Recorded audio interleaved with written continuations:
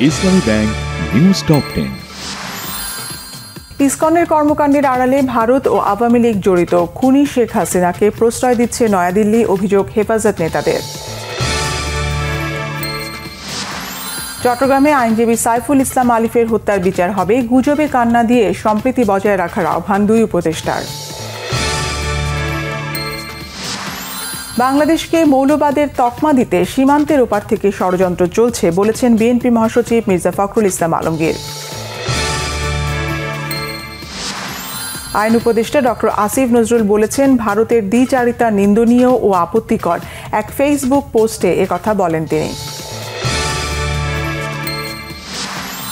বাংলাদেশের সংখ্যালঘুদের নিরাপত্তা নিশ্চিতে অন্তর্বর্তী সরকারকে দায়িত্ব নিয়ে কাজ করার আহ্বান জানিয়েছে ভারতের পররাষ্ট্র মন্ত্রণালয়।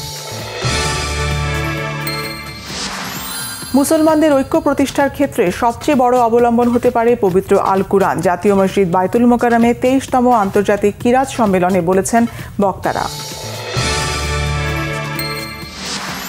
চট্টগ্রাম বন্দরে লেভিন নামের শিপিং এজেন্ট থেকে বছরে চাঁদাবাজি হয় কোটি কোটি টাকা। শ্রমিক কল্যাণের নামে 2013 সালে এই চাঁদাবাজির বৈধতা দেয় আওয়ামী লীগ। ইউক্রেনে আন্তর্জাতিক সহায়তা আরও বাড়ানোর আহ্বান বাইডেনের। নতুন অস্ত্রের তীব্র হামলার হুমকি পুতিনের। বড় জয়ে এশিয়া কাপ শুরু। বাংলাদেশের উদ্বোধনী ম্যাচে ইয়াং টাইগাররা 45 রানে হারিয়েছে আফগানিস্তানকে।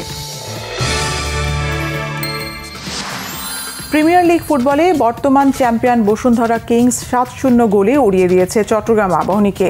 জায়ান্ট ঢাকা মোহামেডান 6-0 বিধ্বস্ত করেছে ঢাকা ওয়ান্ডারার্সকে।